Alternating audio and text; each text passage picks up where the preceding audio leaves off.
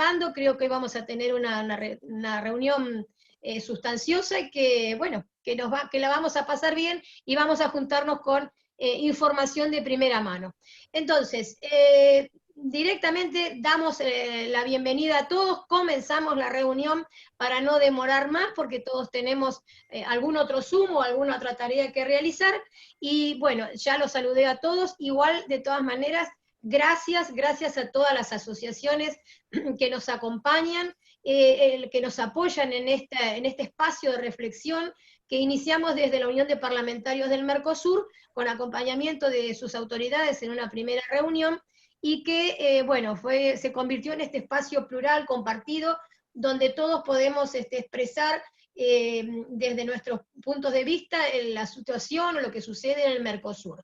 Para quienes no nos siguieron desde el principio, les digo que en realidad esto se inició en una primera reunión cuando sonó como una señal de alerta cuando Argentina anunció que se retiraba de la mesa de negociaciones del Mercosur.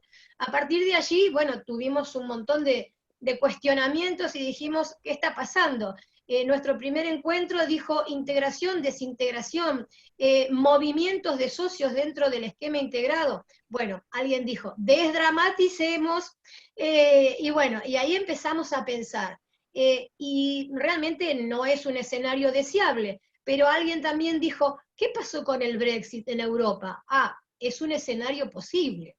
Bueno, las preocupaciones fueron varias, las hemos resumido, pero bueno, realmente fue una señal de alerta y realmente esta alerta también se sumó a esta alerta un documento que sacó Brasil, nada más y nada menos que de la Comisión Nacional de Industrias, en la cual evaluaba los impactos jurídicos de la salida de Brasil del Mercosur. Bueno, realmente la alerta se puso en rojo y dijimos, ¿qué está pasando? Bueno, realmente era un caso hipotético, pero estuvo muy bien armado, con gente muy sólida. Entonces, bueno, concluimos que en definitiva hay una crisis de credibilidad, que hay realmente una movilidad o un movimiento político y jurídico e institucional preocupante, que es parte consustancial a veces de estos procesos de integración, pero bueno, necesitamos de elementos como para poder superarlos y no caer en una crisis profunda que pueda desestabilizar el grupo integrado. Y otra de las cosas que, como acá la mayoría somos abogados y nos llamó la atención, en realidad fue la forma que tomó este anuncio. Este anuncio fue hecho por Zoom, en una reunión de coordinadores y demás, y a nosotros nos pareció, dijimos, claro, qué raro, una informalidad tan grande que no se sustente en un documento, en una resolución, o en algo, en un papelito, como nos gusta a nosotros, que certifique lo que este señor estaba diciendo en nombre de la Argentina. Pero esto, bueno, nos enfrentó a una realidad que es la que estamos viviendo todos, no solo en el área profesional, sino particular, en la que estamos inmersos en un mundo virtual y que, bueno, de alguna manera tenemos que aceptar. Para cerrar este comentario digo dos cosas. Me pareció y me siento sumamente contenta de haber hecho, de que en estas reuniones todos, yo y todos aquellos que nos acompañaron, haber hecho una reflexión sobre estos temas. ¿Por qué? Porque estos temas son hoy agenda del Mercosur. La reunión que va a hacerse en este 29 de junio, precisamente, se va a hacer por primera vez por videoconferencia la reunión cumbre de presidentes del Mercosur. Sin embargo, hay una decisión que es la 2-2020, que dice que dadas las circunstancias, dada esta imposibilidad de desplazamiento de las personas, de los funcionarios y demás, se va a realizar esta reunión, esta y otras reuniones que impliquen la participación de órganos o funcionarios del Mercosur por videoconferencia. ¿Qué quiero decir con eso? De alguna manera existe hoy una norma de derecho derivado, una decisión que está vigente porque no necesitó ser incorporada, dado que era por temas organizativos del Mercosur. O sea, tenemos un marco legal para la actuación de los institutos, instituciones y funcionarios del Mercosur que de alguna manera cumple con las formas que nosotros habíamos dicho que de alguna manera habían sido alteradas. Y lo último, y con esto termino, es que precisamente la cumbre que va a ser a fin de este mes por videoconferencia va a tratar como tema principal las relaciones externas del Mercosur y el manejo que ha habido en este periodo en que Paraguay digamos, tenía la presidencia pro tempore del grupo. Con lo cual, absolutamente satisfecha de haber hecho hincapié o haber puesto sobre la mesa de análisis estos temas que creo que fueron prioritarios. No digo más nada y derecho paso la palabra a Marisa Wichner, que además de pertenecer al ámbito académico, porque es profesora de la Universidad de Buenos Aires, entre los años 2015 y 2019 fue secretaria de Comercio Exterior del Ministerio de Producción y Trabajo de la Nación. Pero además participó en la Secretaría de Mercados Agroindustriales del Ministerio de Agricultura de la Nación Argentina, donde tuvo nada más y nada menos que a cargo la apertura de 170 mercados agroindustriales. Pero también formó parte del equipo de negociadores y participó del cierre del acuerdo, nada más y nada menos, cierre del acuerdo Mercosur-Unión Europea y Mercosur-EFTA. Así que Marisa, realmente va a ser un gusto tenerte y escuchar todo lo que nos puedas contar sobre tu trabajo en estas áreas. Marisa. Bueno, muchísimas gracias a todos, digo, principalmente por la organización de este encuentro, Liliana, Alejandro, a todos quien permiten que este tipo de charlas aclaren algunas dudas y, bueno, se ponga luz sobre algunas cuestiones que a veces generan confusión. Y un saludo más especial a todos los que se inscribieron, a Fernando, que está saludando de Pro Mendoza, un gran amigo de hace muchísimos años, así que a todos por este encuentro. A ver, para aprovechar los minutos que tengo, resaltar la importancia de este acuerdo para el bloque, para la Argentina, pero antes de hablar un poco de este acuerdo, volver a ratificar la importancia que tiene el bloque para la Argentina, que tiene el Mercosur para la Argentina, que va más allá de los gobiernos, que va más allá de las miradas políticas que tengamos, la importancia de esta integración que ha generado más beneficios que desventajas claramente, que necesitamos seguir trabajando internamente para aceitar muchas cuestiones que van más allá de lo institucional, pero principalmente van a lo comercial. Yo les pido disculpas de antemano, pero mi formación es comercial, entonces mi trato permanente con las pymes, en los 2 cargos que tuve en el gobierno nacional, entendiendo las dificultades que a veces atravesamos las empresas, los productores, los empresarios industriales para acceder dentro del bloque, y la importancia que tiene cuando uno está en funciones de poder aceitar ese vínculo. Entonces, en todos estos años que llevamos de manera integrada dentro del bloque, nos ha permitido encadenamientos productivos. A veces vemos expertos que dicen, bueno, Argentina no tiene acceso a las grandes cadenas globales de valor. Es cierto si lo miramos hacia terceros destinos, pero si miramos dentro del bloque, nosotros hemos llevado a cabo principalmente con Brasil encadenamientos productivos que hoy ya no se pueden poner en duda, hoy es una realidad y la tenemos que seguir potenciando, y principalmente para un sector que está golpeado, digo, por esta crisis sanitaria, por la crisis económica que venimos atravesando ya hace varios años, que es a nuestras pymes industriales, entonces que hoy tienen como principal socio a Brasil. Entonces necesitamos más que nunca pensar en ellos y trabajar para ellos. Entonces como bloque, nuestra afirmación permanente de que juntos podemos mucho más que separados, que juntos somos el primer proveedor y exportador mundial de alimentos. Entonces ahí metiéndome un poco al acuerdo, a veces también implica hacernos cargo de ser un bloque como primer, por ejemplo, proveedor de alimentos mundiales, implica cierto temor, implica cierta desconfianza, implica recaudos que quieren tomar algunos países o algunos sectores y que es necesario que se aclaren y que se conversen. El acuerdo para nosotros, el cierre no fue un hito de un gobierno, fue un hito para la Argentina, fue un hito para el bloque, que saltamos de integrarnos con el 9% del PBI mundial con casi el 30% del PBI mundial.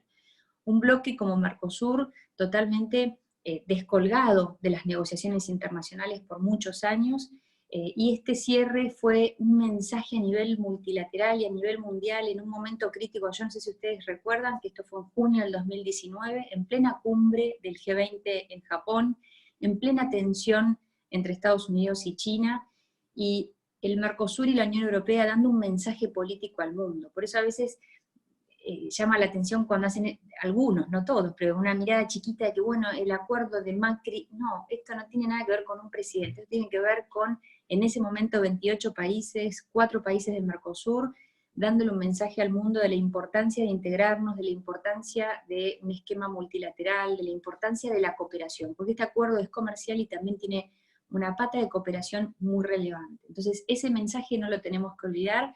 Esto es un esfuerzo de nosotras con las chicas acá, que hoy vamos a darle la presentación, y que me llena de orgullo hacerlo con Belén y con Vicky. Digo, éramos un equipo y somos un equipo muy grande que hizo esto. O sea, esto era imposible que sucediera de pocas personas. Dicho eso, hacer algunos comentarios del acuerdo desde el punto de vista comercial y del impacto que tiene para nuestras industrias, tanto industria de servicios, tanto el sector industrial de bienes y también para nuestro sector agroindustrial. Este no es un acuerdo que beneficia más a uno que a otro, ni que se pensó más en uno en otro. También es importante aclarar que se ha trabajado con todas las cámaras, se ha trabajado con todas las provincias, y que las ofertas de bienes siempre, y las disciplinas, porque las disciplinas son tan importantes como también los productos que han ingresado, han sido bajo un consenso con todos los sectores, con reuniones dentro del Ministerio de Producción, con reuniones con la Cancillería y el sector privado. En Bruselas hemos viajado muchas veces con presidentes de cámaras, y de nosotros como exfuncionarios trabajando con todas las cámaras y hablando con todas las cámaras para ver que cada uno de esos puntos que estábamos cerrando se sintieran y estuvieran integrados. También darles el dato de que hasta los sindicatos argentinos han participado en la negociación, estableciendo determinadas condiciones, y que nos ha llenado de orgullo que, por ejemplo, entre los sectores laborales de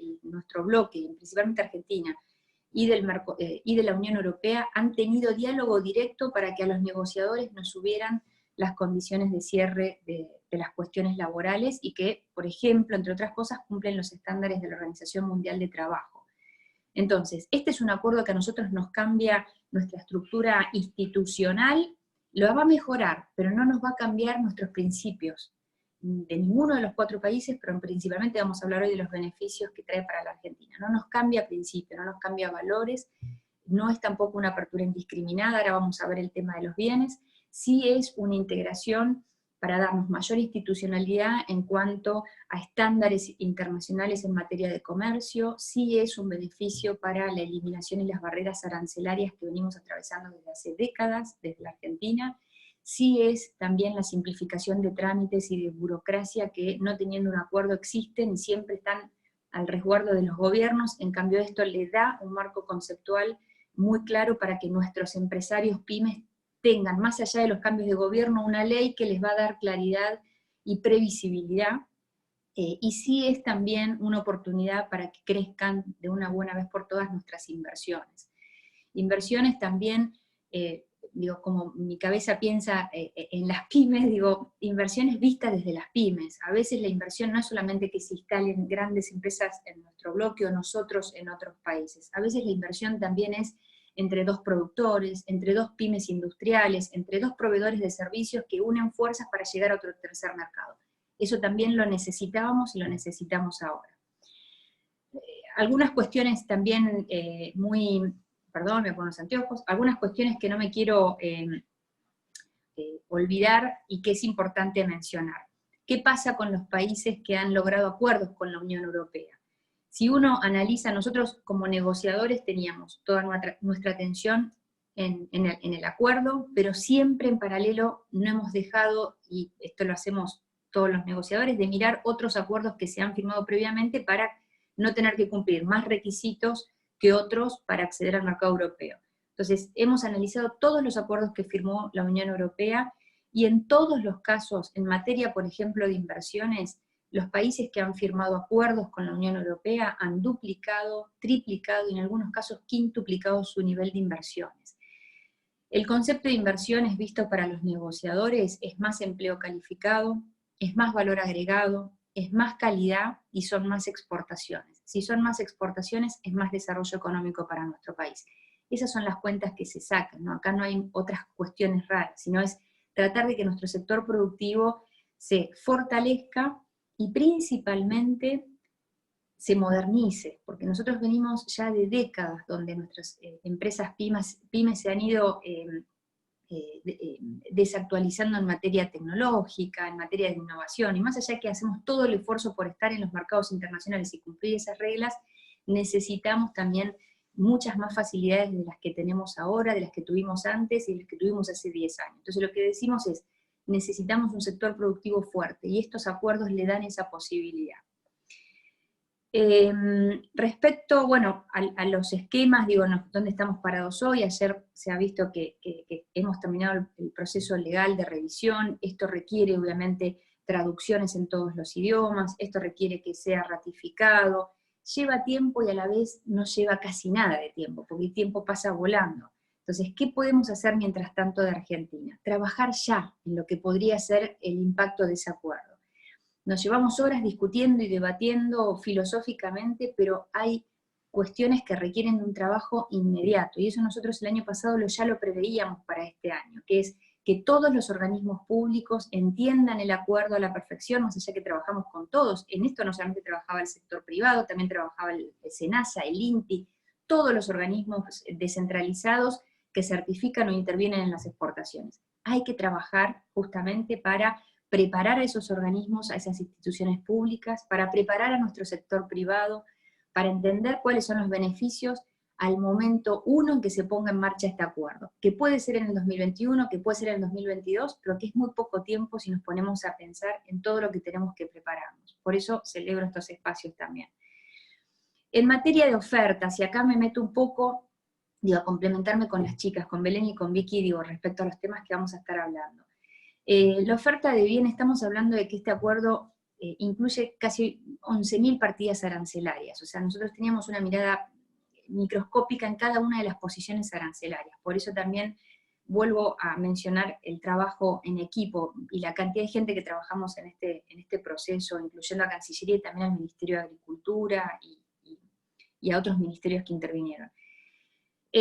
Cuando hablamos de apertura indiscriminada, cuando hablamos de esto va a desequilibrar todo el mercado argentino o el mercado del Mercosur, si Europa hace o no hace, este es un acuerdo que tiene algunas cuestiones prácticamente inéditas para Europa e inéditas para el Mercosur. Esta oferta de bienes que logramos consensuar y acordar con el bloque europeo para el Mercosur tiene beneficios que Europa no le dio a ningún otro acuerdo de libre comercio, que es, por ejemplo, que los productos que nosotros consideramos desde el Mercosur, que son más sensibles y que tienen que prepararse más, entren en canastas de 15 años.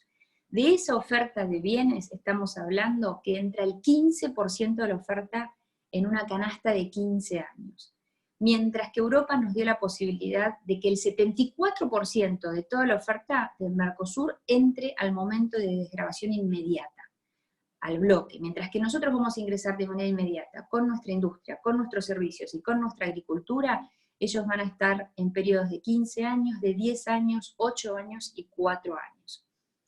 Si a mí me escuchara un europeo diría, entonces esto no es un acuerdo que beneficie a Europa. Claramente nos beneficia a los dos. Hemos trabajado en esas sensibilidades para que sea un acuerdo principalmente equilibrado. Si nosotros acá sacamos las cuentas, no vamos a quintuplicar el comercio. Lo que sí vamos es a incrementar nuestro comercio, nuestras inversiones y a transparentar reglas que hasta el momento no son posibles con nuestro segundo socio comercial. Por eso es contradictorio cuando ponemos en duda el acuerdo, pero a la vez es nuestro segundo socio comercial. Hoy hay más de 3.000 pymes argentinas que van a Europa y que lo hacen con todo un esfuerzo enorme para llegar al mercado. Este acuerdo permitiría que esas 3.000 se multipliquen por 2 o por 3 y que sean más las empresas. No me quiero ir mucho, digo, vos Liliana haceme una seña y yo dejo de hablar. Lo que sí mencionarles que hay como 3 miradas muy importantes. En materia de servicios, la Unión Europea es el epicentro del el inversor e importador de servicios y exportador de servicios. Por eso para el sector de servicios de Argentina principalmente, es un sector altamente atractivo porque este acuerdo, esta disciplina permite una cooperación y una sinergia y una transparencia en el comercio de servicios que va a permitir asociarnos y llegar o al mercado europeo o a terceros mercados. Hoy es un socio, hoy es atractivo para nuestro sector de servicios, y ni hablar si conectamos este tema con esta crisis sanitaria global, más que nunca necesitamos que nuestro sector de servicios se reactive, que es el más golpeado también en este momento. Por otro lado, el sector industrial, el sector que ha sido resistido, el sector que tiene sus detractores principalmente desde el Mercosur, a través de los empresarios brasileros o empresarios argentinos. Este es un acuerdo que ha sido consultado con las principales cámaras de cúpula. Este ha sido un acuerdo en el cual cada movimiento, yo recuerdo, no voy a mencionar los nombres, pero hasta en mi último viaje a Bruselas, en el aeropuerto, llamando anteriormente, pocas horas antes de subirme al avión, hablando con los presidentes de esas cámaras y diciéndoles ya estamos cerca, esto se cierra esta semana, es casi seguro, ya los temas que faltaban eran mínimos, y todos estos temas fueron acordados con las principales cámaras. Es también importante mencionar que hay sectores industriales que para la Argentina son altamente sensibles y quedaron excluidos, y aquellos que están dentro del acuerdo, con el consenso de esas cámaras, son los que están dentro de las canastas de 15 años, lo cual hay una fuerte responsabilidad de Argentina en ayudarlos en su competitividad de una buena vez por todas, y que podamos integrarlos al comercio exterior y sacarlos de un comercio interno cada vez más limitado. Y por otro lado, y por último, y no por eso menos importante, el sector agrícola, el sector que trae discusiones acá y en Europa. Ahí tenemos los mensajes que van y vienen. ¿Es un sector importante? Sí, claramente, tanto para los dos bloques. ¿Es una amenaza al Mercosur para Europa? No. Desde el punto de vista de bienes, nosotros el acuerdo que hemos tenido es un acuerdo que beneficia al Mercosur, pero que no genera riesgos comerciales al bloque europeo.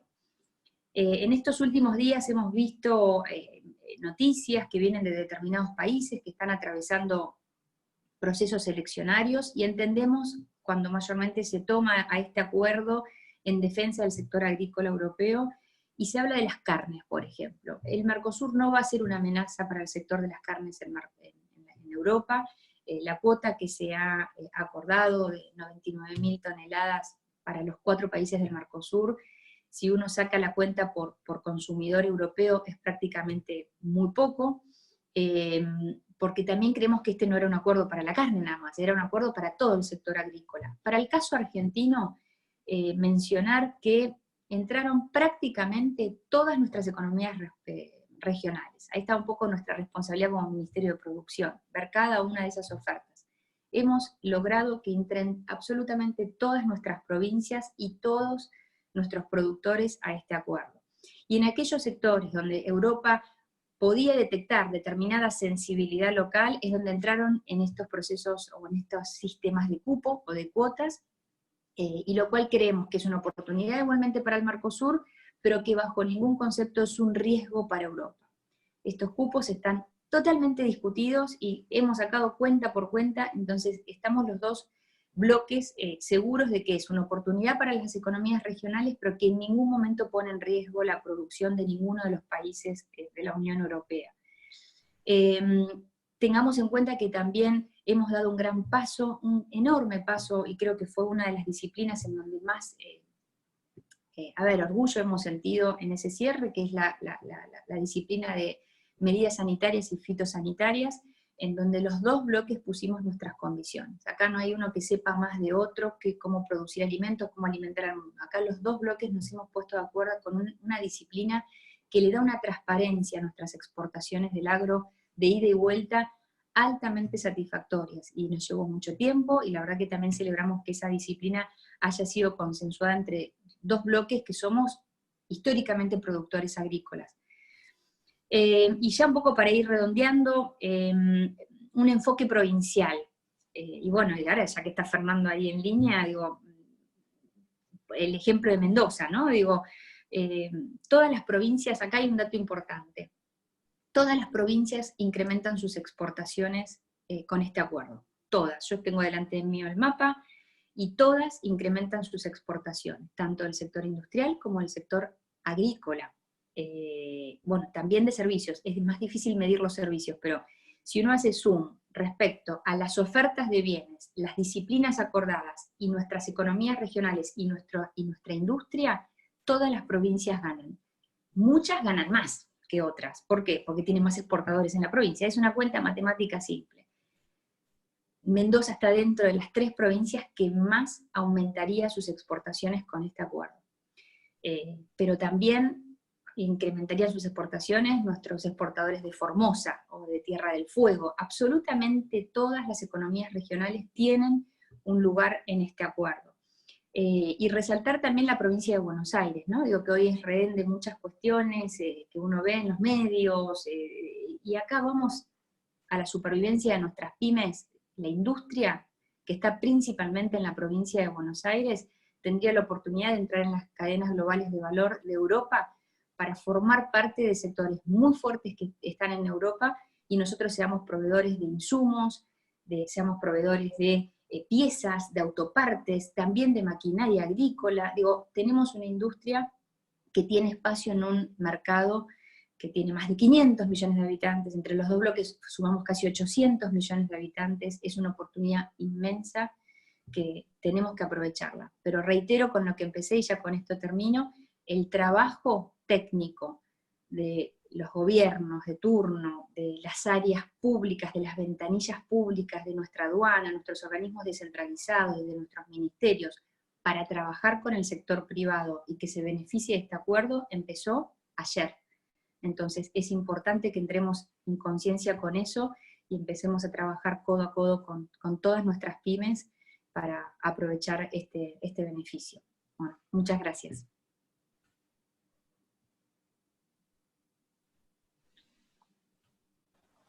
Alejandro.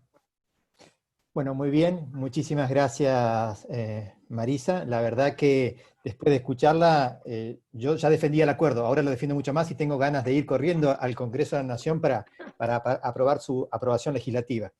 Yo quisiera destacar y señalar que no conocía a las 3 expositoras antes de su gestión en el funcionariado público. Y déjeme decirle que además de su frondoso currículum, que ya el de Marisa lo hemos escuchado, y luego veremos el de Victoria y el de Belén, tuve la suerte de conocerlas en el ejercicio de su función pública. Y créanme que como ciudadano uno se siente orgulloso cuando encuentra, representando a empresas y pequeñas empresas, no estoy hablando de multinacionales, sino pequeñas pymes, que va al Estado con un problema y el Estado trata de resolverle el problema, y si no pone todos los esfuerzos y funcionarios a disposición de ese problema que tiene esa pequeña pyme, que para esa pequeña pyme es un gran problema. Y eso es lo que hemos encontrado en este equipo que hoy nos está exponiendo cómo se negoció el acuerdo. Me tocó interactuar con las distintas direcciones que estaban a cargo de Marisa, y siempre, en todos los casos, encontramos eco y apoyo por parte del gobierno, y eso hay que destacarlo, como ciudadano hay que destacarlo. Por eso es que unos días antes de que finalice la gestión anterior, nos vimos en la obligación moral de, por nota formal, agradecerle a Marisa y al resto del equipo toda la colaboración que siempre hemos sentido. Y hay que ser también sincero y decir que esa política de acompañamiento, por lo menos en lo que hace la Dirección Mercosur, ha continuado con esta nueva gestión presidencial. Así que agradecerles que estén aquí presentes, que nos desasnen sobre el contenido del acuerdo, porque nosotros podemos leer críticas o comentarios del acuerdo desde el punto de vista doctrinario, pero escuchar a los que se sentaron y negociaron artículo por artículo, es decir, los que estuvieron en la cocina del acuerdo, es algo invalorable, y además hace también a la transparencia. Los ciudadanos queremos saber cómo se negoció y qué se negoció. Así que Marisa, Victoria y Belén, nuevamente muchísimas gracias por regalarnos este precioso tiempo. Antes de pasar la palabra a Victoria y presentarla, quisiera también destacar la presencia de colegas de Bolivia, como el profesor Alberto Solares Gaite, de un querido amigo Jorge Quindimil, que es profesor de la Universidad de La Coruña, del parlamentario Humberto Benedetto, parlamentario que hemos elegido todos con el voto directo, en el año 2015, y otros apreciados amigos, como la profesora Elizabeth Azzioli, gran catedrática brasileña de Derecho Comunitario. Sin más, voy entonces a presentarles a ustedes, a introducirles a María Victoria Bruno. María Victoria es abogada por la Universidad de Buenos Aires y maestranda en la Universidad de San Andrés. Es especialista en Derecho Internacional Económico y se desempeña actualmente como consultora independiente en Comercio Internacional y Asuntos Regulatorios. María Victoria se desempeñó como directora de Regulaciones y Disciplinas Internacionales durante los años 2018-2019 en el Ministerio de Producción y Trabajo de la Nación. Ha participado activamente en la conclusión de los acuerdos Argentina-Chile, Mercosur-Unión Europea y Mercosur-EFTA, y ha representado al país en las negociaciones comerciales con Canadá, Corea, Singapur, México y Perú. También estuvo involucrada en el cierre de los acuerdos de inversiones Argentina-Japón y Argentina-Emiratos Árabes Unidos. Victoria ha desarrollado proyectos de consultoría y asesoría relacionados con el fortalecimiento institucional y prevención de la corrupción y el lavado de activos. Es además docente universitaria en grado. Victoria, quedas en el uso de la palabra.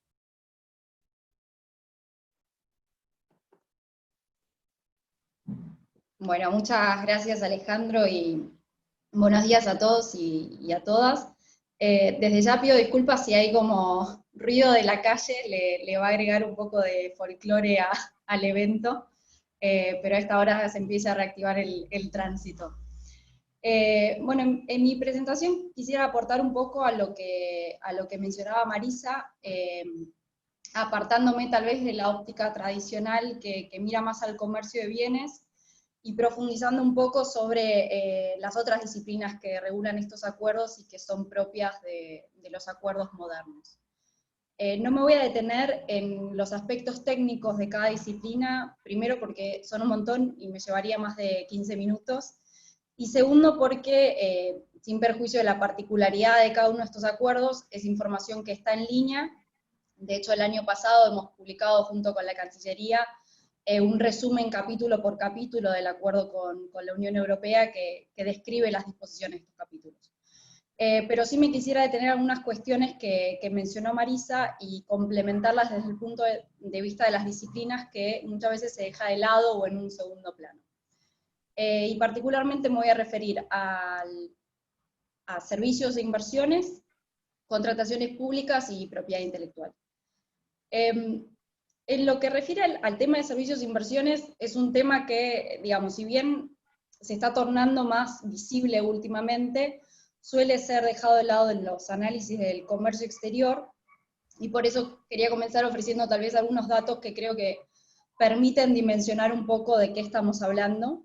En Argentina el sector de servicios explica aproximadamente el 20% de nuestras exportaciones, y es además el principal generador de empleo formal en Argentina, ronda el 65-70%. Y cuando hablo del sector de servicios me refiero a sectores y subsectores tan diversos como transporte, turismo, telecomunicaciones, servicios profesionales, entre otros, ¿no? Y un caso paradigmático que creo que vale la pena mencionar es el de los servicios basados en el conocimiento, los denominados SBC, que son aquellos servicios intensivos en capital humano de alta capacitación, que incluyen, por ejemplo, el software y los servicios informáticos, pero también los servicios profesionales como ingeniería y servicios jurídicos o contables, etc. Y es interesante porque los SBC rankean como el tercer complejo exportador de Argentina, detrás del sojero y el automotriz, con exportaciones que superan los 6.000 millones de dólares anuales, que para dimensionarlo un poco, son muy similares a las del complejo maicero, por ejemplo, y superiores a las del minero, el petrolero o el de la carne, para citar algunos ejemplos. Y si bien estos números varían año a año, en los últimos 10 años el sector de SBC ha alternado el segundo, tercer y cuarto puesto con algunos de estos complejos que mencionaba recién. Es además un sector superavitario y que explica más de 430.000 puestos de trabajo. Otro destacable, por ejemplo, sería el tema del comercio electrónico, el e-commerce, que no solo es muy dinámico y que creció mucho en Argentina en los últimos años, sino que cada vez se va tornando más importante y fundamental de cara a la recuperación económica después de la pandemia. Y hago una aclaración, el comercio electrónico, el e-commerce, no se refiere solo al comercio digital de servicios, aunque está vinculado, por ejemplo, con los SBC, porque es el formato cada vez más optado para comercializarlos, sino que también se refiere al comercio de bienes online. Y hago esta aclaración porque en el acuerdo con la UE, la sección de comercio electrónico está dentro del capítulo de servicios, pero no se vincula únicamente con el comercio de servicios. Y bueno, digamos, el acuerdo con la UE es el primer acuerdo en la materia que tiene el Mercosur como bloque, que reconoce la importancia del comercio electrónico para generar mayores oportunidades de comercio para nuestras empresas, particularmente las pymes, y la necesidad de crear justamente un marco regulatorio que brinde previsibilidad y transparencia para las operaciones que se van a realizar por este modo. Y, digamos, menciono estos dos temas como ejemplos para mostrar, digamos, las potencialidades del acuerdo más allá del comercio de bienes. En lo que refiere al comercio de servicios, más allá de los números que veíamos ahora, Argentina hoy ocupa el puesto 51 a nivel mundial como exportador de servicios, lo que nos da la pauta que existe un margen de mejora importante en ese sentido. Brasil, por ejemplo, ocupa el puesto 34. Y esto lo mencionó Marisa, la UE es uno de los principales importadores globales de servicios, con compras que superan los 800.000 millones de dólares anuales, para que lo dimensionemos. Entonces, este acuerdo permite, digamos, abrir mercados para uno de los sectores de mayor potencial para Argentina en este momento, que son cada vez más relevantes en la economía global, y un punto que no es menor es que contribuyen además a la inserción en las cadenas globales de valor, y permiten también sumar valor agregado a productos industriales, incluso primarios, y elevan y permiten elevar, digamos, la competitividad del conjunto del aparato productivo de Argentina. Entonces, creo que es un tema bastante destacable. Y por otro lado, digamos, algo que también mencionaba Marisa, es que se espera que la firma de estos acuerdos con la UE y con EFTA incremente la capacidad de recibir flujos de inversión de Europa. Esto más que nada por el efecto de previsibilidad y transparencia en las reglas de juego y de institucionalidad, que también lo comentaba Marisa, que generan la firma de estos acuerdos. Y de hecho, si uno se fija en los destinos de inversión que han aumentado su flujo de IED, de inversión extranjera directa proveniente de Europa, se da, como mencionaba Marisa, algunos casos, en aquellos países con los cuales la UE firmó acuerdos comerciales de estas características. Mientras que en Argentina el flujo de IED de Europa se mantuvo estancado desde los 2000. Y no hay que perder de vista que la UE como bloque, digamos, es el principal inversor a nivel global, pero también es el principal inversor en Argentina, y Suiza, por ejemplo, también ocupa un puesto importante, es el séptimo inversor en Argentina. Entonces, estos datos que creo son bastante contundentes e ilustran la dimensión de estas cuestiones, nos invitan a pensar en términos de competitividad y de aprovechamiento de oportunidades que nos otorga el acuerdo. Y digamos, ya que los servicios van a, creo yo, definir cada vez más, a medida que vamos avanzando en el siglo XXI, la capacidad de los países y de sus empresas de competir en los mercados mundiales. Era uno de los temas que quería mencionar, y ahora pasando a otro tema, y también sobre algo que comentaba Marisa, respecto a las consultas al sector privado. quisiera detenerme en la negociación de 2 capítulos en particular que creo que son bastante ilustrativos para comentarles y un poco respecto del proceso negociador, que son los capítulos de contrataciones públicas y de propiedad intelectual. Y de vuelta no me voy a meter en las cuestiones técnicas de estos capítulos, pero sí me gustaría hacer un paralelo entre los dos en el siguiente sentido. Ambos son, digamos, innovaciones para el Mercosur, y el simple hecho de negociar estos capítulos implicó una concesión del Mercosur en el marco de la negociación con la Unión Europea. Una concesión porque eran los primeros acuerdos o capítulos que el Mercosur negociaba en estos temas.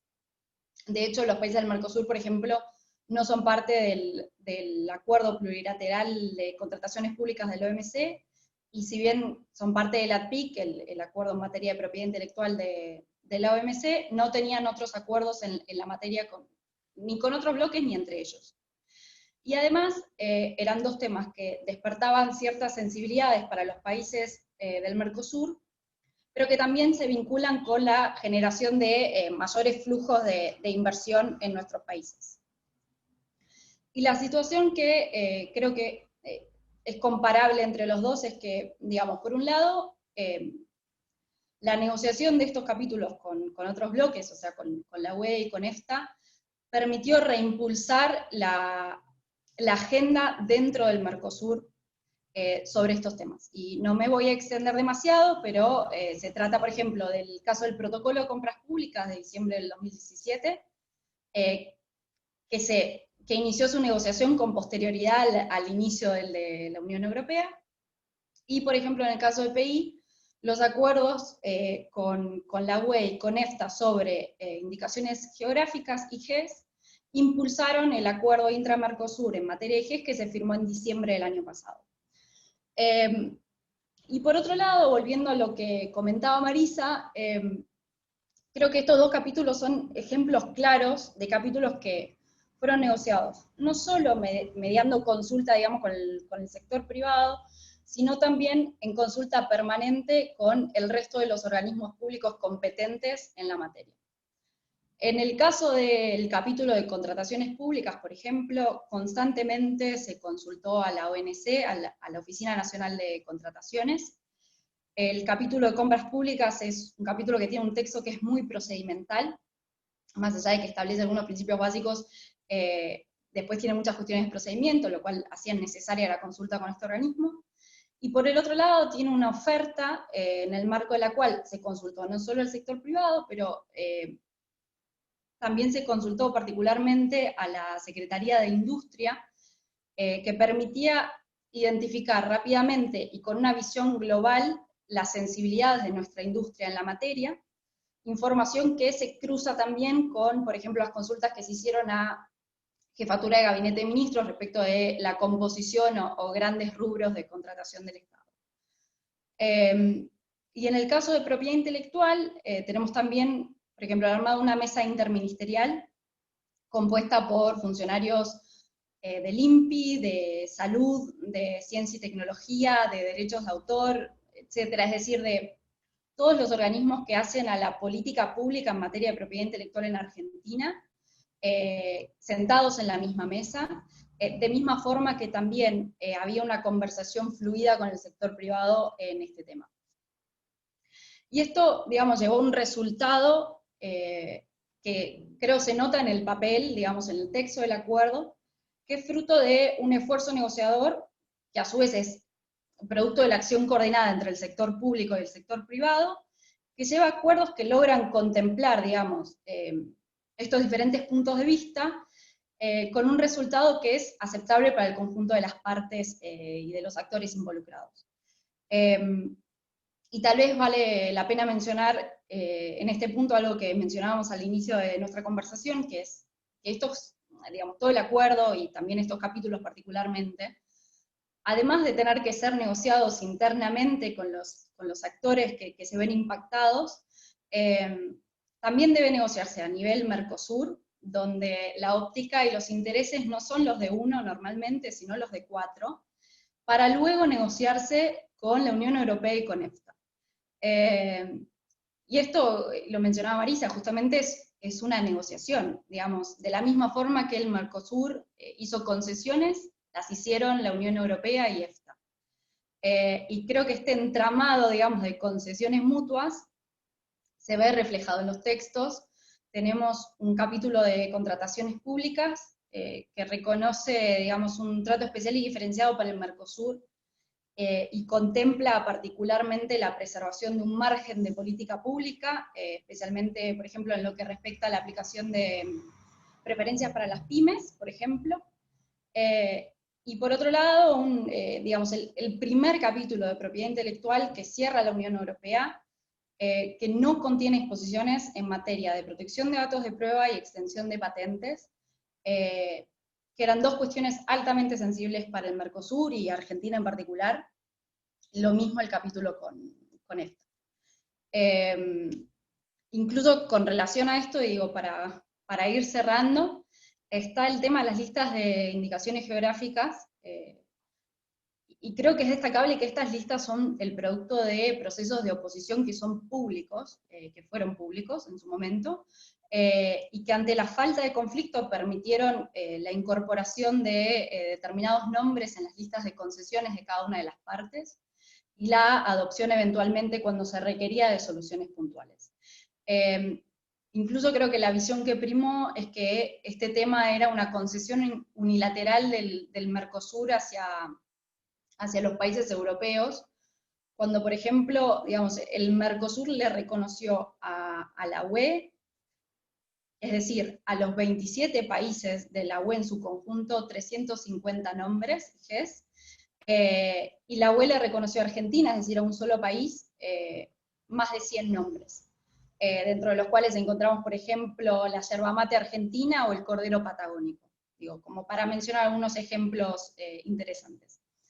Entonces creo que, digamos, estos dos capítulos son un buen ejemplo de la complejidad del detrás de escena, digamos, de la negociación de estos acuerdos, y de cómo se intenta y se logra llegar a un producto final con el visto bueno de los actores, de todos los actores involucrados. Y muchas veces esto implica incluso concesiones cruzadas entre los distintos capítulos del acuerdo. Eso sería todo por mi parte. Muchas gracias. Bueno, Victoria, muchísimas gracias por tu aporte, por tus reflexiones, por tu exposición. Y la verdad que se suma a lo que ya antes nos ilustró con tantísima claridad, y también agradezco de modo especial a Marisa. Si hay algo que nos queda después de escucharlas a ustedes y antes de dar la palabra a María Belén, es la importancia de la existencia del Mercosur para los estados que lo integramos y para sus propios ciudadanos y para las propias empresas. Un Mercosur que después de escucharla vemos va teniendo su dinámica y su crecimiento, aun cuando a veces tenga algunos stand-by o procesos de estancamiento, pero que sin duda crece, ¿sí?, en términos de comercio, en términos de desarrollo, en términos de institucionalidad, aunque tenga quizá en este aspecto algunas cuentas pendientes. Pero sin lugar a dudas, un Mercosur que se presenta, y me animo a decirlo, desde su nacimiento, como una política de Estado, porque ha atravesado distintos gobiernos con distintas tendencias o ideologías políticas, y el Mercosur está. Y está porque estamos convencidos que es un beneficio directo, insisto, no solo para los estados, sino en forma directa para sus ciudadanos, sus empresas, los que conformamos el Mercosur real. Y después de escucharlas y abordar en sentido estricto este acuerdo Mercosur-Unión Europea, e incluso el acuerdo Mercosur-EFTA, acuerdos celebrados, que no están en vigor, lo sabemos, pero celebrados y con estas últimas novedades que han comentado, creo que nos posiciona de un modo aún más optimista en un momento donde lo que prima, y si tenemos algo cierto, es la incertidumbre. Una incertidumbre acentuada por una pandemia de carácter efectivamente global.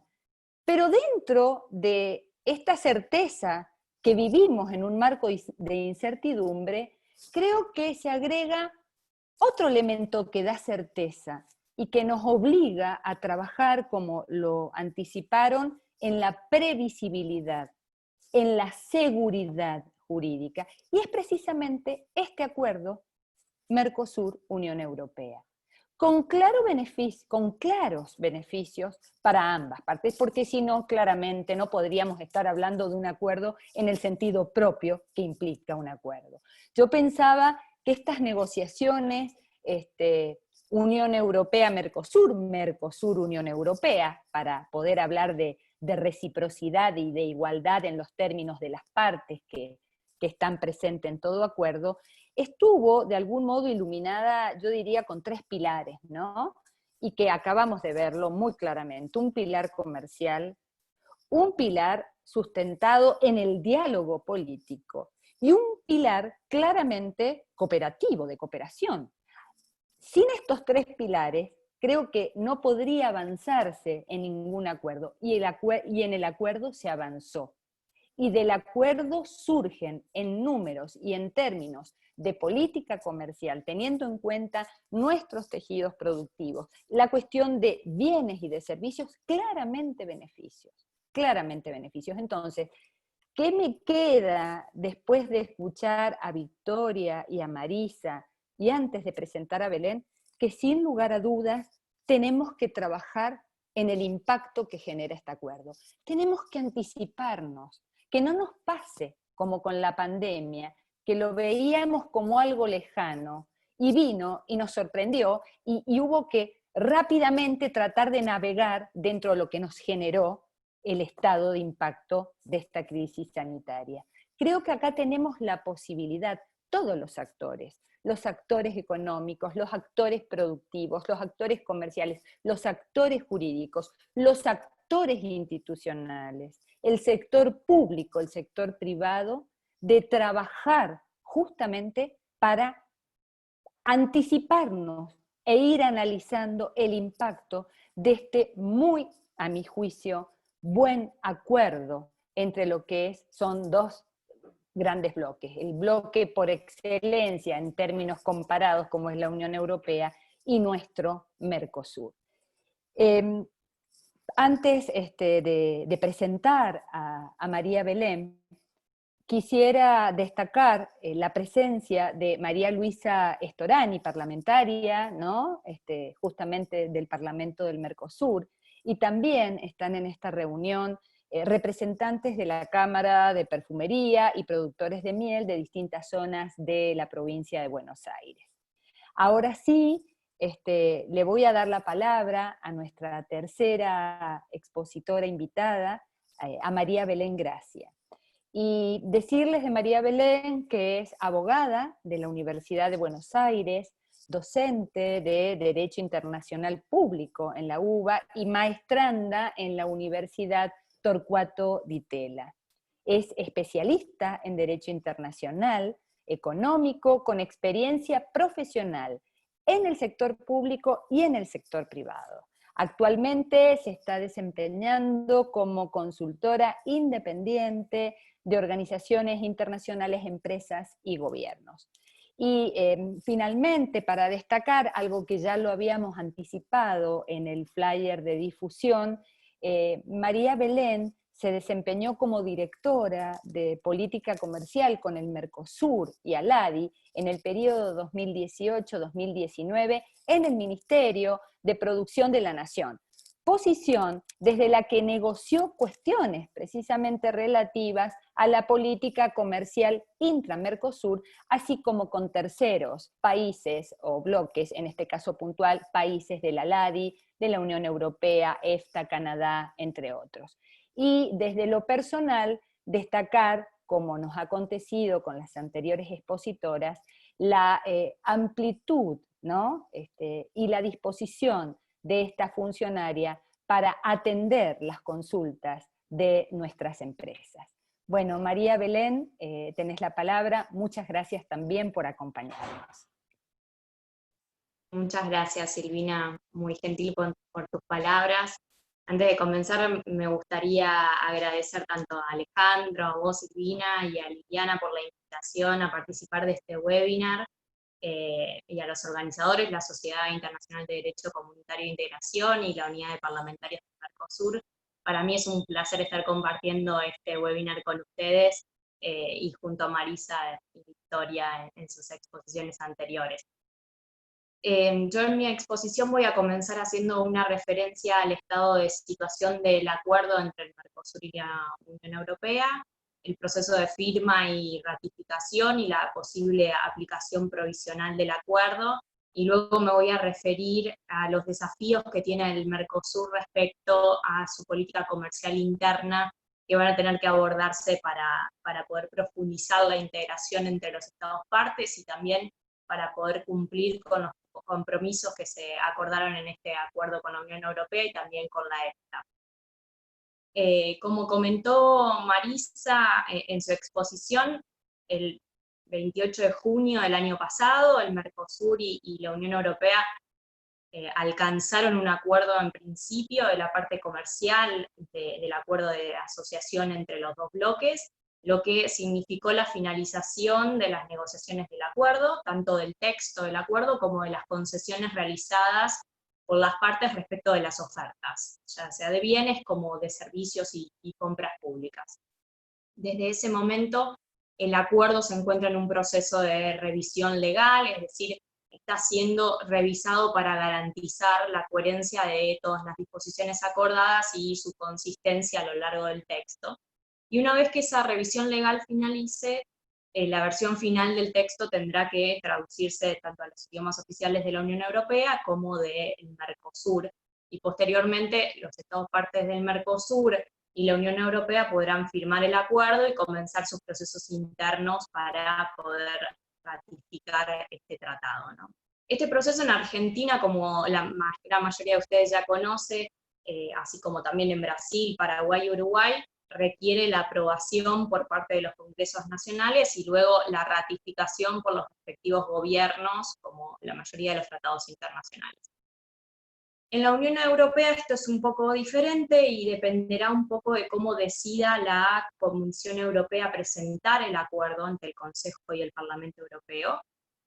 Como se trata de un acuerdo de asociación que, como bien comentaba Silvina antes, está conformado por 3 pilares: el pilar político, el pilar de relación y el pilar comercial, es probable que el proceso de aprobación y ratificación sea un proceso complejo, que requiera, como ya sucedió con otros acuerdos de este tipo, por un lado la aprobación por parte del Parlamento Europeo, pero también por parte de los parlamentos nacionales de sus Estados miembros, por lo que es un proceso que puede llevar un tiempo considerable.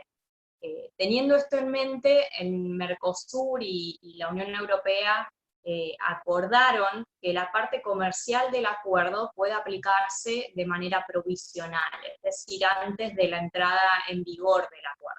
Y que esto podrá suceder una vez que el Consejo y el Parlamento Europeo autoricen a la Comisión a aplicar el acuerdo de esta manera, y una vez que al menos uno de los Estados partes del Mercosur haya ratificado el acuerdo.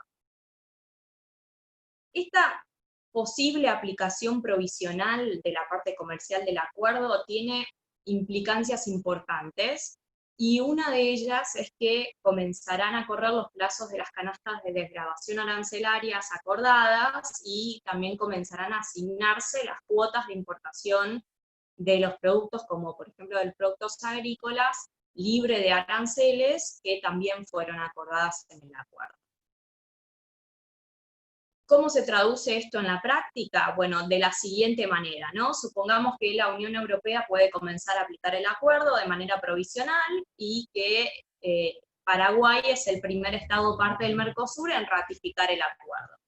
Esto significa que la Unión Europea puede comenzar a exportar sus productos a Paraguay gozando de las desgravaciones arancelarias acordadas, lo que va a poder comenzar a correr a partir de la ratificación de ese acuerdo por parte de Paraguay. Y que Paraguay podrá exportar sus productos originarios a la Unión Europea sin pagar aranceles de importación y que por lo tanto podrá comenzar a hacer uso de estas cuotas de importación que nos ha concedido la Unión Europea, por ejemplo, para la carne, ya sea bovina, aviar o porcina.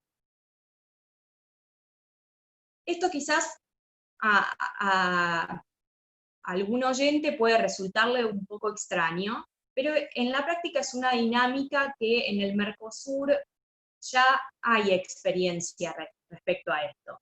El acuerdo comercial, por ejemplo, que el Mercosur tiene actualmente vigente con Israel, establecía su entrada en vigor de manera bilateral.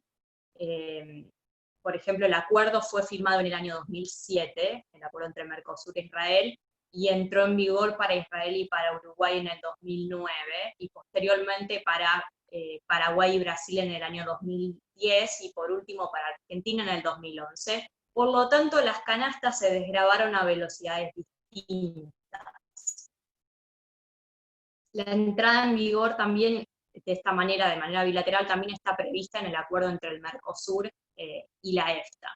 Pero es importante tener en mente que en el caso del acuerdo con la Unión Europea, esto puede desenvolverse de una manera un poco diferente, y las consecuencias pueden ser más importantes debido principalmente al grado del intercambio comercial entre las partes, que ya dejó bien claro Marisa en su exposición, es el segundo socio comercial para Argentina, por ejemplo, por lo que va a requerir que los gobiernos del Mercosur realicen un trabajo extra.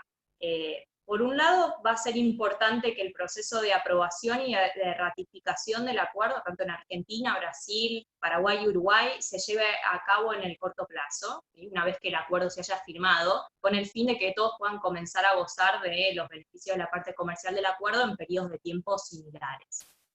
Por otro lado, el Mercosur también va a tener que encarar a la brevedad la negociación respecto a cómo se van a asignar internamente las cuotas de importación libres de aranceles que fueron concedidas por la Unión Europea.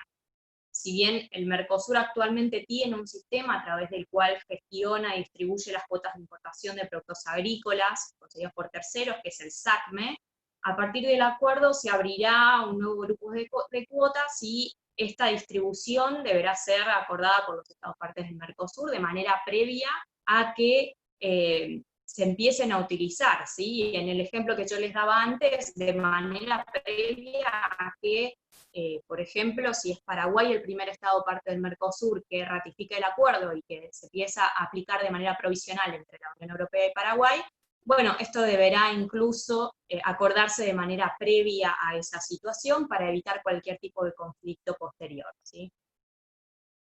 Además, por otro lado, hay varios compromisos asumidos por el Mercosur en la parte comercial del acuerdo que requieren el trabajo activo, diría yo, de los gobiernos del Mercosur para garantizar que esos beneficios se otorguen en primera medida en el comercio entre los socios del bloque y que hacen específicamente la política comercial interna del Mercosur.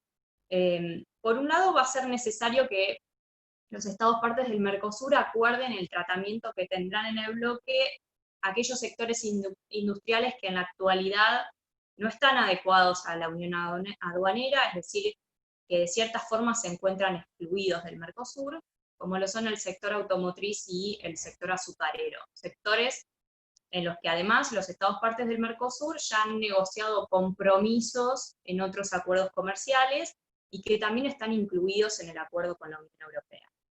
Por lo tanto, los Estados partes del Mercosur van a tener que acordar nuevas reglas para estos sectores, para que no se le termine otorgando un tratamiento más favorable a la Unión Europea, por ejemplo, que el que se le otorga a un socio del Mercosur. Por otro lado, el capítulo de bienes, por ejemplo, del acuerdo, prevé la eliminación de las tasas de importación, como la tasa de estadística de la Argentina y la tasa consular que tienen actualmente vigentes países como Uruguay y Paraguay.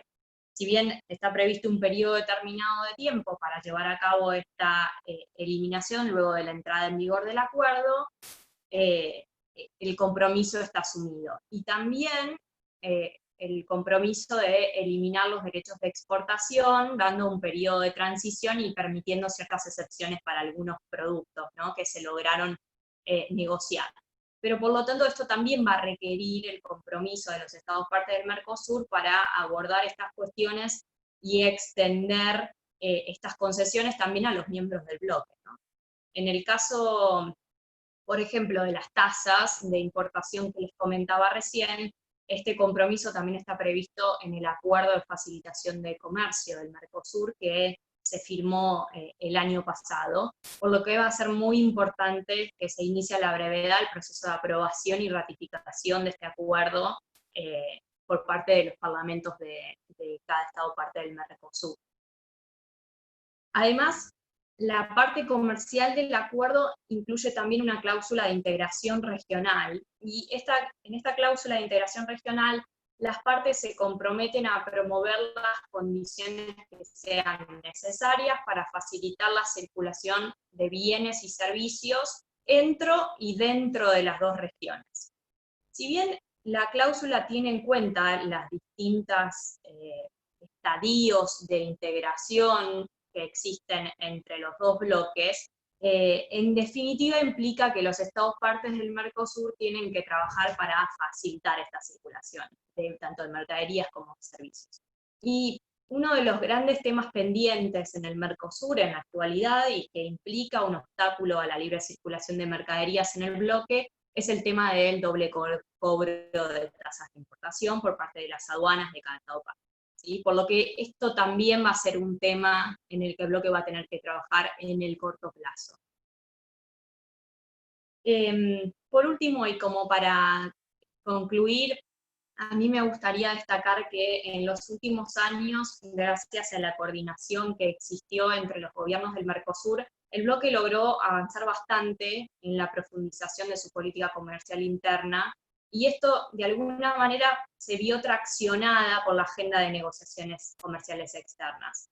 Por nombrar algunos ejemplos, en los últimos 3 años el Mercosur logró firmar su protocolo de compras públicas que venía negociando hacía ya varios años, el protocolo de facilitación de inversiones, el acuerdo de facilitación de comercio del Mercosur, el acuerdo de operador económico autorizado, además comenzaron las negociaciones para un acuerdo de comercio electrónico, se tomaron medidas que lograron mejorar y avanzar en materia de facilitación de procesos aduaneros, así como en la armonización de reglamentos técnicos en el Mercosur y en temas que hacen a la coherencia regulatoria.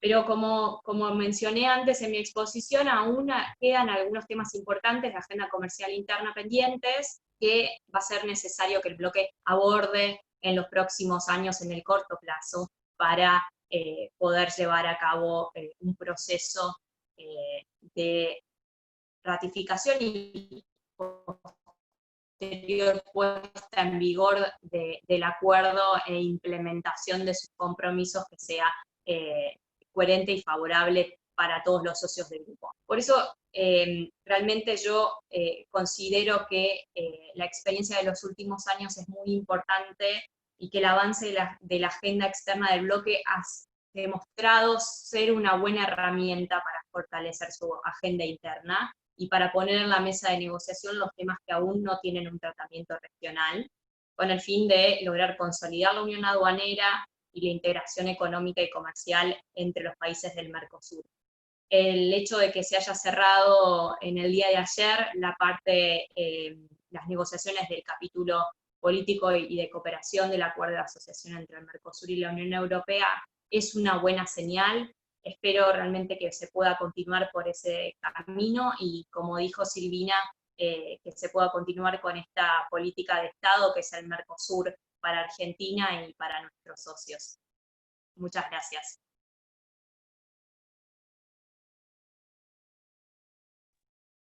A ver, ahí está. Bueno, Belén, muchísimas gracias. La verdad, las 3 exposiciones más que excelentes. Me quedé pensando en las últimas palabras de Belén, porque también lo habíamos tratado y también lo había destacado Silvina en su momento, y Alejandro también, que realmente esta cuestión del relacionamiento externo, de relacionarnos precisamente con grupos integrados tan consolidados, va a obligarnos de alguna manera a fortalecer nuestro interior del Mercosur, porque una de las grandes dificultades, y que yo también le había resaltado el otro día en un artículo que escribí, era el tema de no contar con una unión aduanera perfecta, consolidada, con un código aduanero que esté vigente, nos va a traer más de un problema que vamos a tener que subsanar, que si tuviéramos a lo mejor esta legislación vigente, de la misma manera también que apunto al derecho de la competencia, porque Europa hace uno de sus pilares fundamentales, se basan en un derecho de la competencia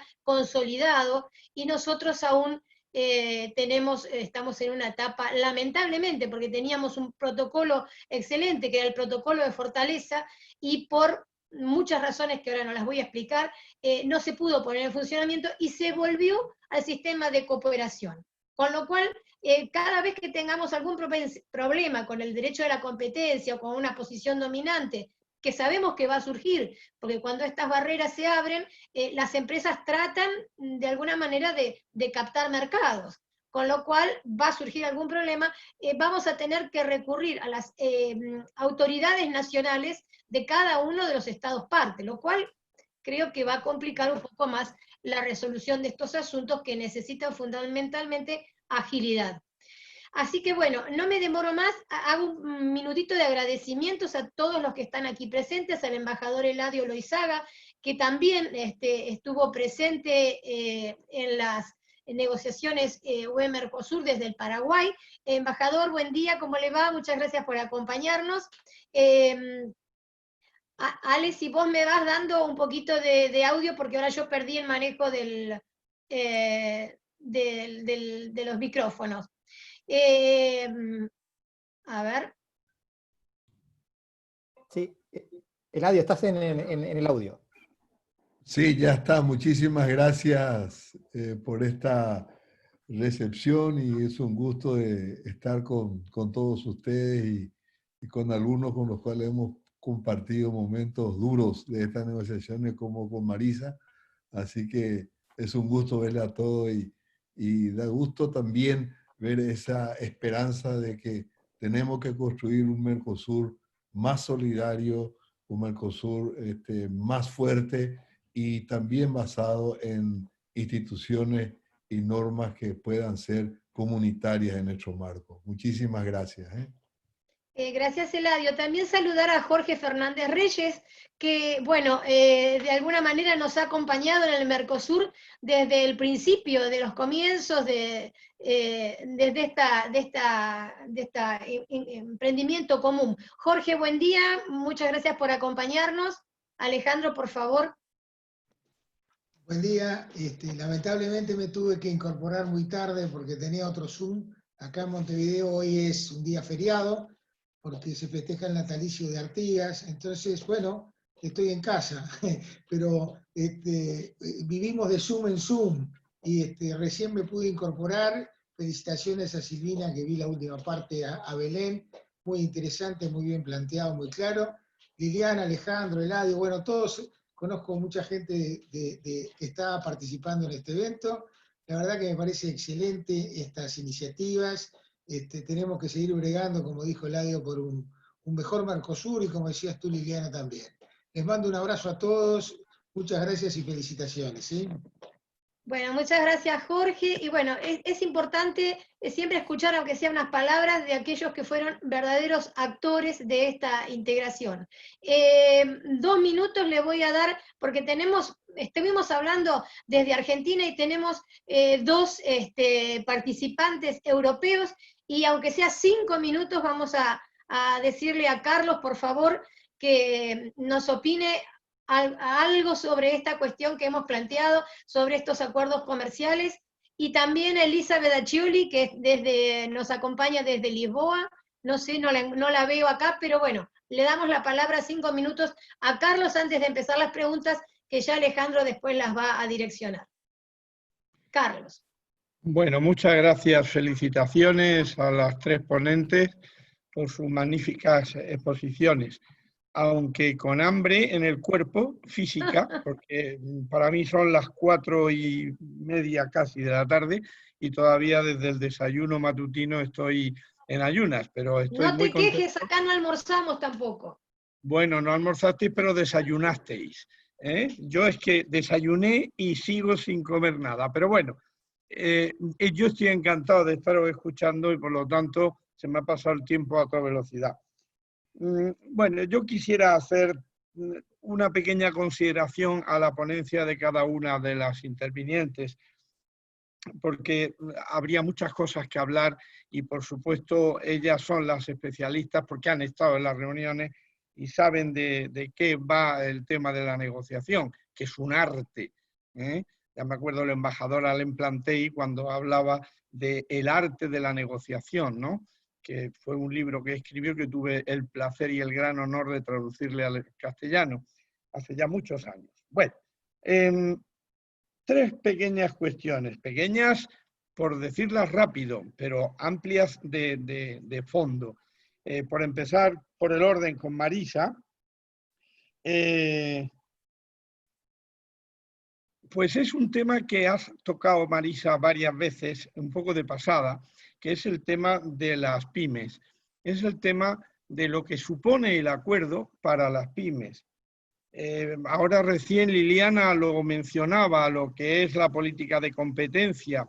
Vosotros sabéis que en Europa las pymes son la gran mayoría de las empresas del tejido industrial y comercial en el territorio de la Unión, y las pymes en principio están sometidas férreamente a lo que es el control de la competencia. La política de competencia, no voy ahora a hablar de ella evidentemente, pero sabéis que implica la prohibición de llegar a acuerdos. Todos los acuerdos están prohibidos en principio porque pueden ser contrarios a la libre competencia. Sin embargo, cuando las empresas comunican los acuerdos a la comisión, es cuando se pueden beneficiar de todas las ayudas habidas y por haber para incentivar esos acuerdos. De manera que eso se ve palpablemente en ejemplos como los que pueden darse si piensas en un producto precedero. Pues bueno, pues la leche, la mantequilla, pues hay una empresa unas vacas en una zona de Europa que fabrican o que dan las vacas la leche, otra zona donde se lleva la leche y se convierte o se homogeneiza o se hace el tratamiento que requiere, y otra parte más en el centro de Europa donde está la sede de los transportes a través de las cuales se distribuye en todo el territorio. De manera que un producto que podía estar fabricándose antes en el sur de Europa y que tiene una vida de no más de 18 o 19 días y que por el transporte no se podía llegar más allá de París, hoy perfectamente ese producto se distribuye y se toma y se consume en Suecia o en Dinamarca o en Finlandia. Bueno, esas son las ventajas de los acuerdos entre pymes. El convenio, el acuerdo nuestro, va a posibilitar ese tipo de acuerdos, va a estar propulsado, incentivado el que pueda haber acuerdos por parte de empresas para llegar más lejos, para poder actuar juntas, y todo eso con la ayuda económica de la Unión Europea. Por tanto, quería hacer un poco de hincapié en eso que tú mencionabas, Marisa, porque me parece de capital importancia, ¿no? Los acuerdos entre pymes. En lo que hablaba Victoria, que varias veces también lo mencionó, pero no lo dejó caer, yo me gustaría resaltar el tema del acuerdo EFTA. Vosotros habéis negociado también el acuerdo con EFTA y el acuerdo con la Unión Europea, pero sabéis, y si no, bueno, si lo sabéis todos, porque sois todos estudiosos del tema, sabéis que la Unión Europea tiene firmado y en vigor el EEE, el Espacio Económico Europeo, que implica un acuerdo de semipertenencia a la Unión Europea de la EFTA.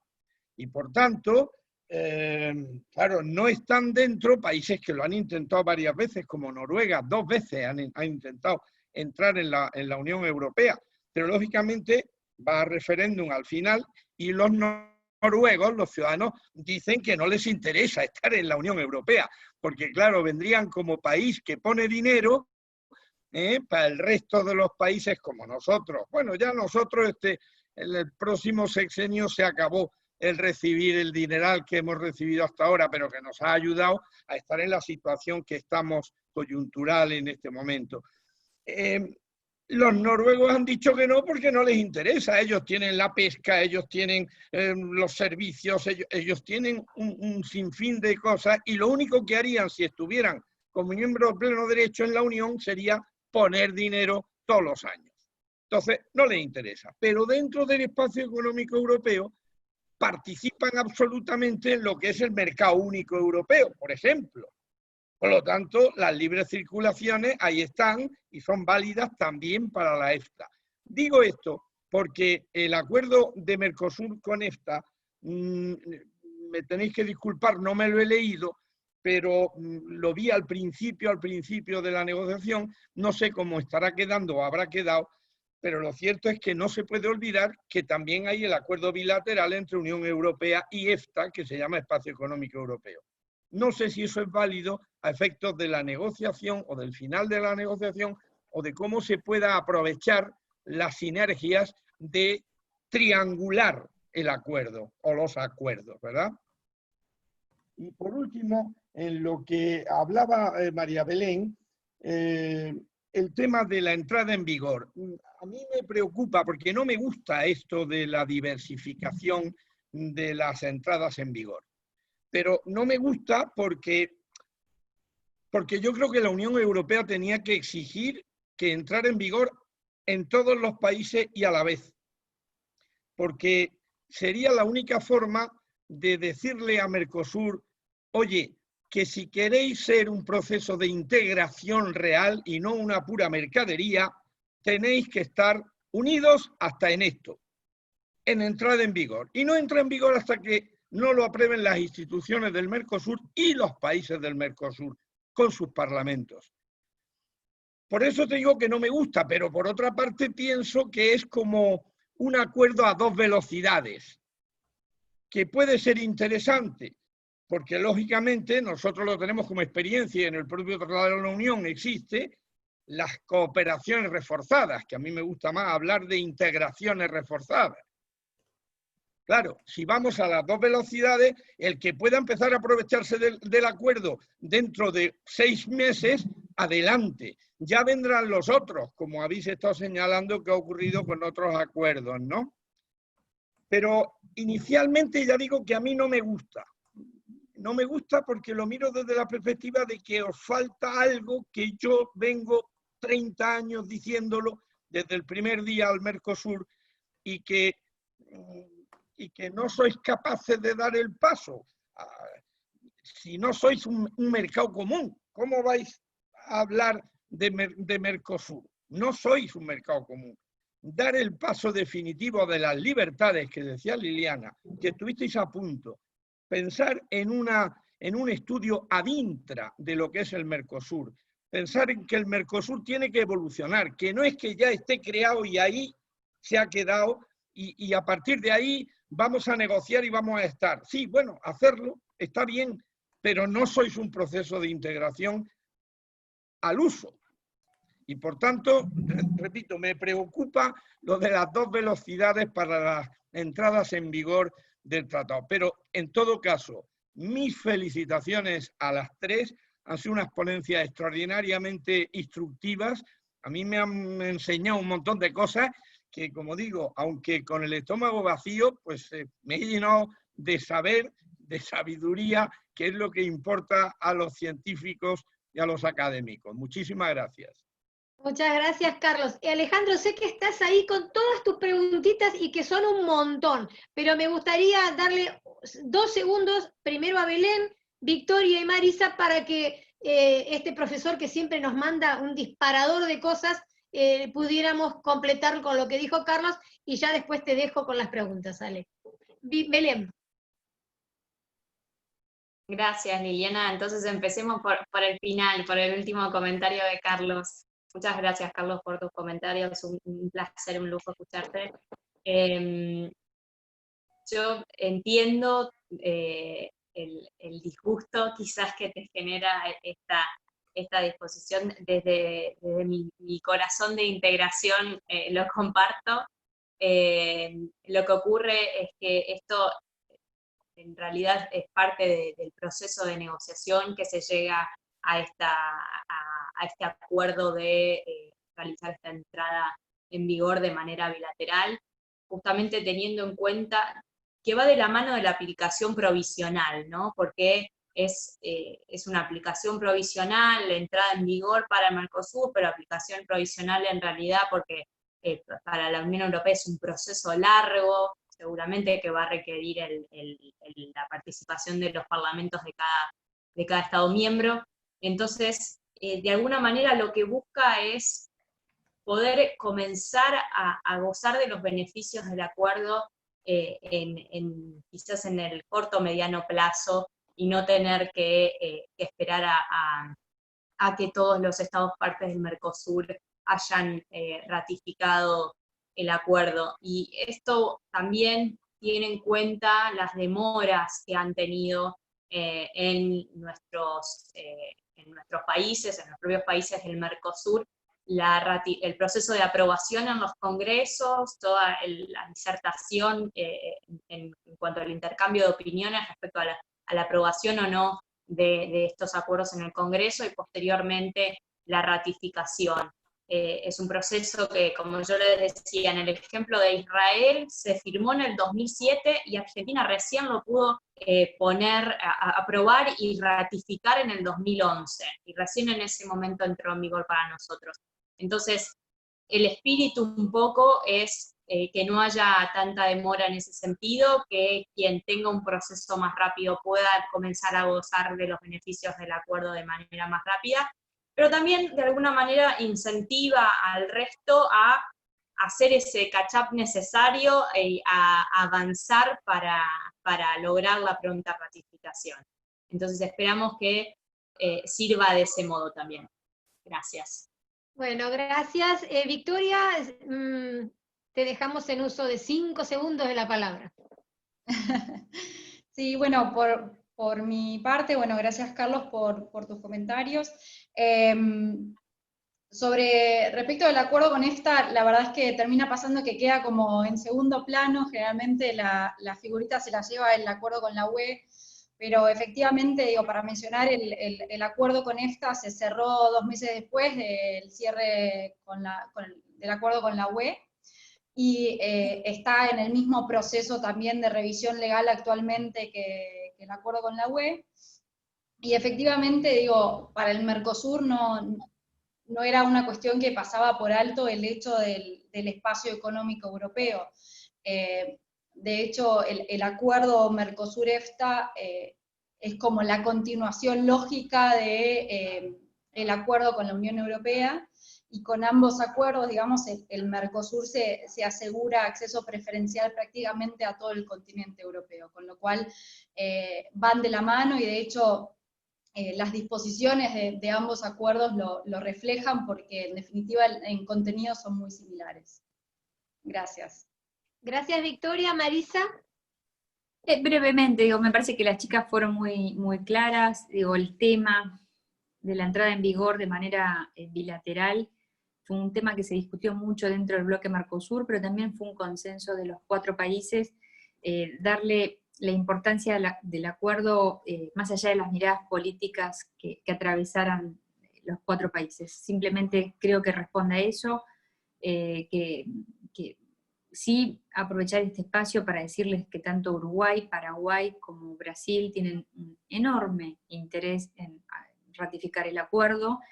Entonces eso deja a la Argentina en una reflexión de si nosotros no acordamos o no ratificamos, mejor dicho, el acuerdo. Principalmente acá, insisto, hay que sacarle la ideología o la mirada política, esto afecta directamente a las pymes y generaría un desequilibrio interno dentro del bloque que no deseamos. Entonces, esta decisión fue justamente, como decía Belén, sacarle esa lentitud y ese efecto marmota que teníamos internamente dentro del Mercosur para ratificar cada uno cuando quisiera o pudiera, o porque el gobierno en ese momento aprobara o no un acuerdo. Esto fue la decisión de acelerar el proceso, que se piensa contradictorio, pero en la práctica sabemos que va a tener un efecto inmediato.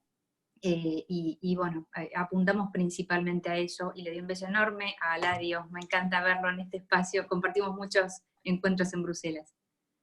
Bueno, la verdad que altamente satisfecha, estamos Uruguay, Brasil, Paraguay, todos representados y escuchando. Y ahora entonces, como Alejandro y Silvina son prolijitos y anotaron las preguntas y todo, les voy a pasar la palabra a Alejandro para que haga la primera pregunta, que son montones, así que les pido que se presenten o que digas, Alejandro, quién hace la pregunta, que sean cortas y las respuestas, como nos corre siempre el tiempo, sean lo más pequeñas posibles. Alejandro. Sí, yo a las 12 los tengo que dejar porque tengo otra actividad ya acordada. Por eso, vamos a tratar entonces de recoger algunas preguntas, después vamos a guardar el chat, como escuché que ayer se pidió en otro Zoom, lo vamos a guardar y de alguna manera vamos a tratar de compilar, siempre hacemos como un resumen de la reunión escrito, y lo vamos a circular con las preguntas y a lo mejor da lugar a una nueva, aunque sea reunión por chat o como veamos en este mundo nuevo. Alejandro, entonces. Sí, antes que nada, un aviso parroquial. En el chat le hemos publicado 2 flyers de 2 webinars interesantes que hacemos el día 23 del 6.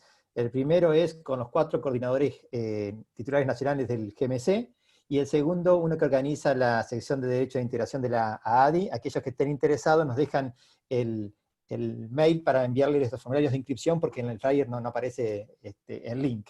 Tenemos, para comenzar, les voy a pedir, hasta ahora tenemos varias preguntas, y les voy a pedir una respuesta concreta y al pie.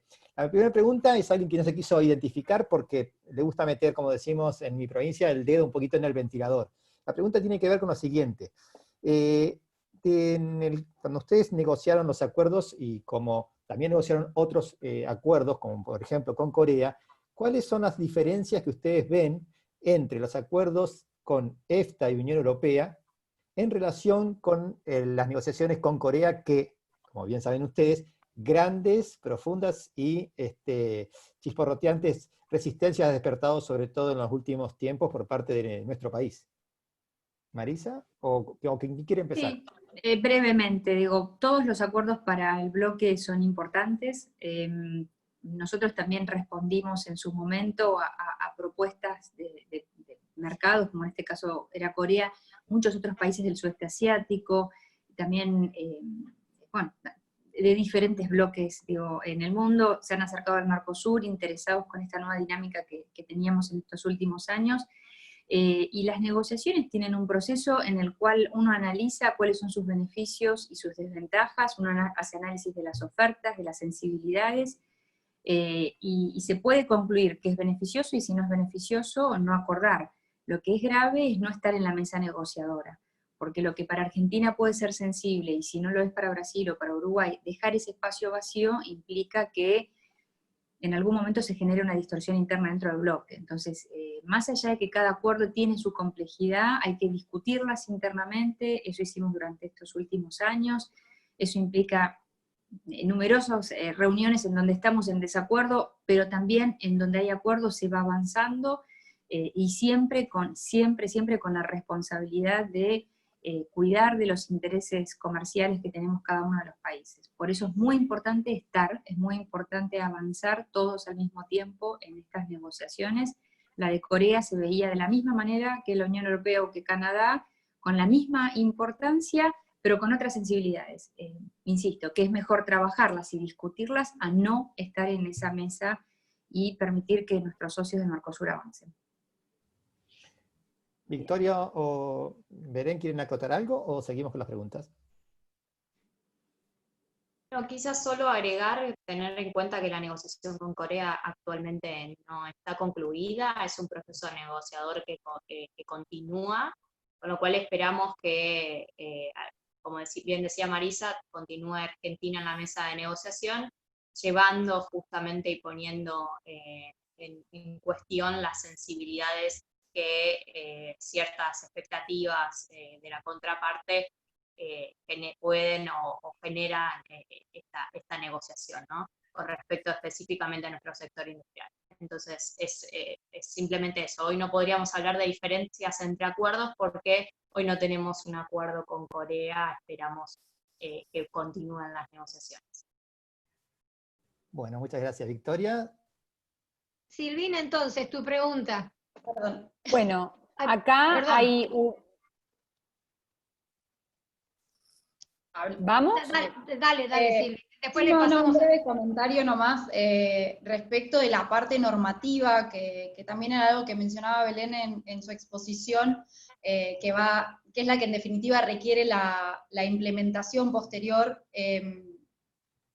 Es muy difícil de hablar de diferencias porque en definitiva estos acuerdos modelo tienden, si bien hay como diferencias de palabras y las vamos a ver, un capítulo no es el calco de otro, si no, no habría negociación, pero obviamente se tiende hacia los mismos modelos en cuanto a el resto de las disciplinas del acuerdo, con lo cual, si bien puede haber diferencias, tal vez no hay algo que es digno de ser marcado particularmente en cuanto a la cuestión normativa en general.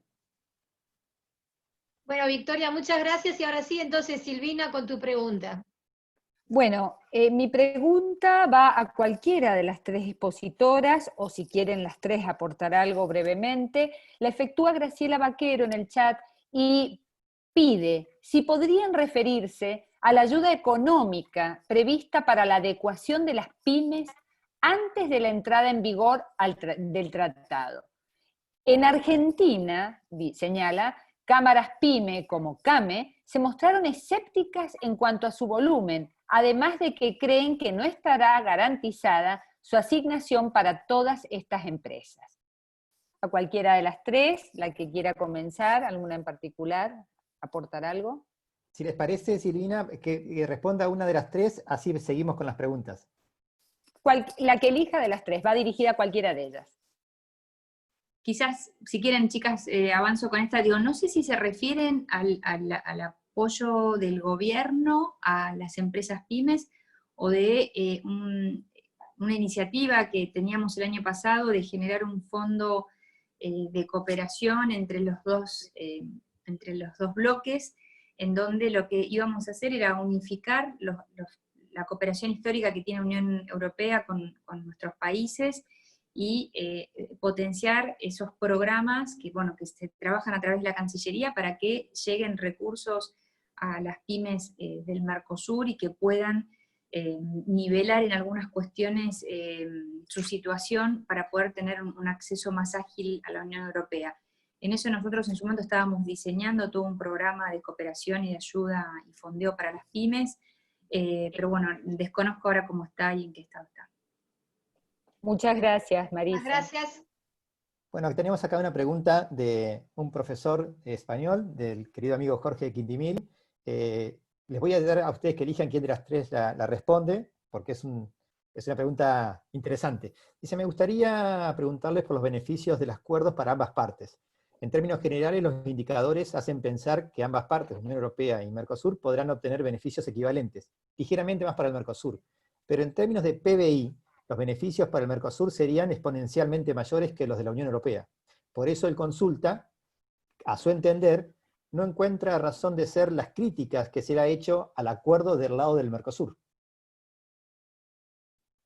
Sí, bueno, Belu o Vicky, o sigo. No, me parece que, a ver, tenemos que separar qué tipo de críticas, ¿no? Digo, en su momento cuando se hizo el cierre, los detractores respecto al acuerdo era, bueno, queremos la letra chica. Rápidamente el acuerdo se subió y hoy está, como mencionaba hoy Victoria, digo, está disponible, digo, de manera total desde la Cancillería, desde las cancillerías de los 4 países. realmente, digo, insisto, el acuerdo tiene un consenso con el sector privado, entonces me parece que a veces los debates van más hacia una mirada política, digo que si bien es importante darlo, lo que tenemos que tener muy en claro es que los indicadores son positivos para los dos bloques, si no el acuerdo obviamente no se hubiera llegado a su fin, y bueno, lo que debemos es tener todos un rol, y acá un tema que no me lo preguntaron, pero yo me quedo pensando, digo, ¿qué hacemos nosotros? ¿No? Digo, todos nosotros los que estamos en este espacio, las empresas que quieren, o las provincias, digo, Mendoza, Córdoba, todas las provincias de Argentina que quieren que este acuerdo suceda porque va a ser un beneficio para su municipio, para su provincia, para su sector, para los abogados, digo, para todos vamos a tener un beneficio. Es muy importante estar cerca del proceso legislativo.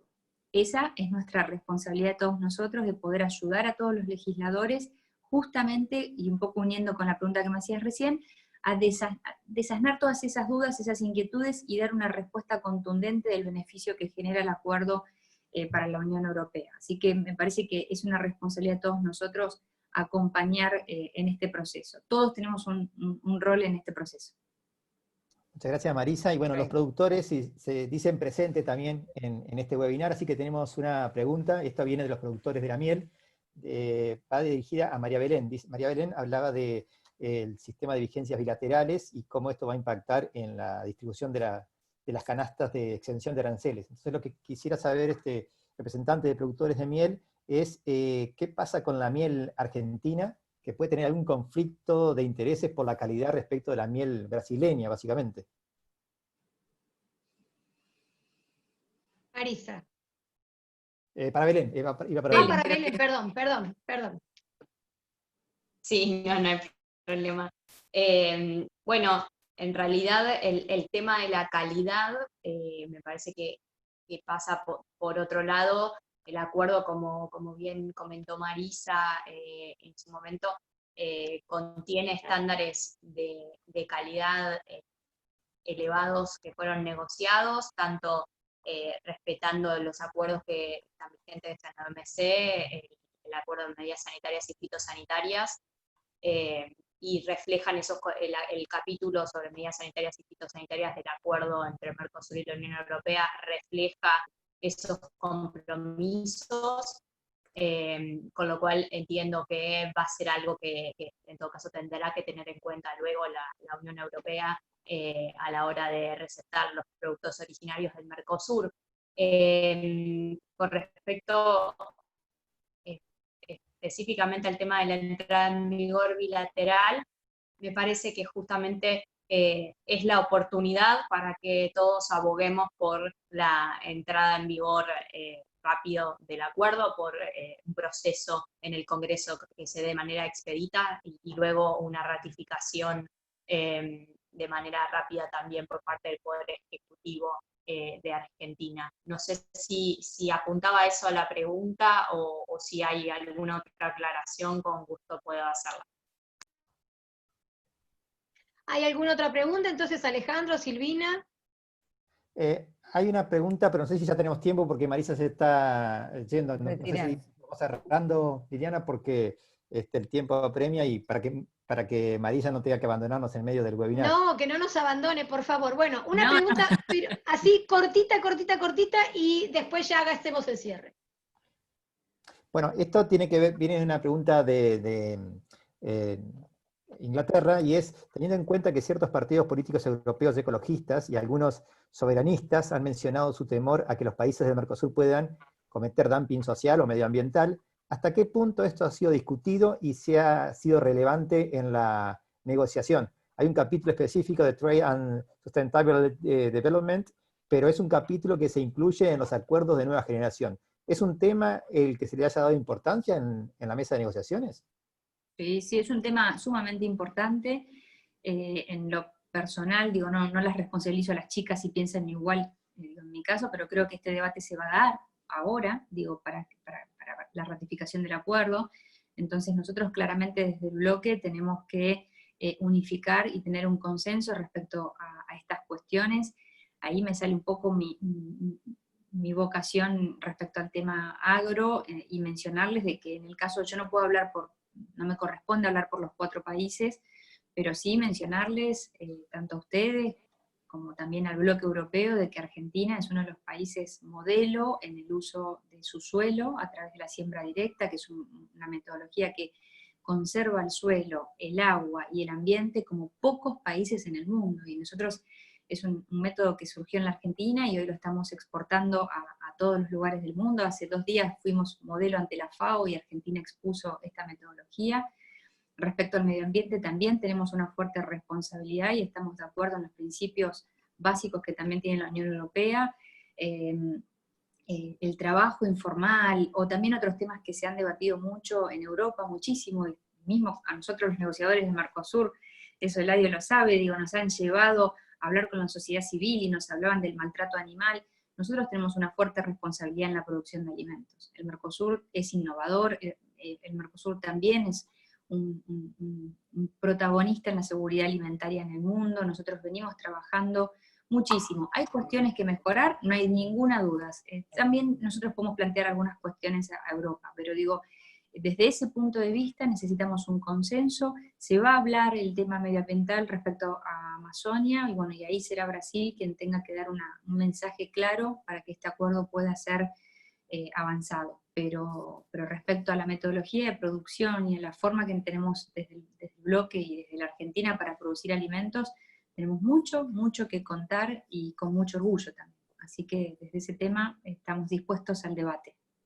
Desde el lugar que nos toque, ¿no? Alejandro, si me permitís, en relación de lo que acaba de decir Marisa, yo creo que estos temas que se acaban de mencionar, precisamente relativos a medio ambiente, a seguridad alimentaria, a inserción de las cadenas globales de valor, en definitiva, son todos aspectos muy importantes en este escenario de integración regional, ¿no? En el escenario actual. Así que destacar eso, sí.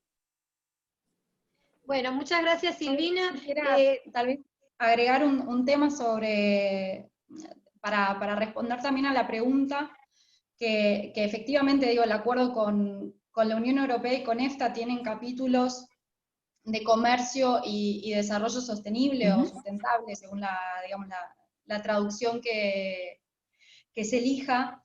Y por ejemplo, el capítulo con la UE, una de las obligaciones fundamentales que en el marco de este capítulo es la implementación de manera efectiva por parte de todos los estados de la Convención de Naciones Unidas sobre Cambio Climático y del Acuerdo de París. Además de mencionar la cuestión de dumping social, también tienen normas relativas a la responsabilidad social empresaria y la adherencia a los convenios fundamentales de la Organización Internacional del Trabajo, con lo cual tienen un peso fundamental, digamos, estos temas en el acuerdo y han sido tenidos en cuenta en la negociación. Bueno, Belén, una última palabra como para ya ir despidiéndonos. Solamente agradecerles por haber tenido la gentileza de invitarnos, fue un placer compartir con ustedes este encuentro, y encantada de compartir algún otro próximamente. Nada más, muchas gracias. Todos estos intercambios son muy relevantes y esperemos que puedan el acuerdo llegar al objetivo que todos queremos, que comience a discutirse pronto en el Congreso y tenga una rápida ratificación. Bueno, muchísimas gracias a las 3 y a todos los que están aquí. Siempre nos pasa esto, pero bueno, nos alegra que nos pase. Nos falta tiempo. Nos quedamos con un montón de preguntas, de ganas de hacer más, pero en eso realmente, esto que anunció Alejandro así medio rapidito, se los voy a recalcar. Hay una próxima reunión que me gusta que estas reuniones hayan sido dinamizadoras y que Alejandro haya podido convocar a los actuales negociadores, porque también nos van a dar, digamos, comentarios sustanciosos. Y también me alegro porque Silvina, desde la Universidad Nacional de Cuyo, en un encuentro que viene llevando adelante desde ya hace muchísimo tiempo, casi 10 años, ¿no, Silvina? Va a tratar, porque ahora estuvimos hablando qué nos pasa en el exterior, qué nos pasa con los tratados.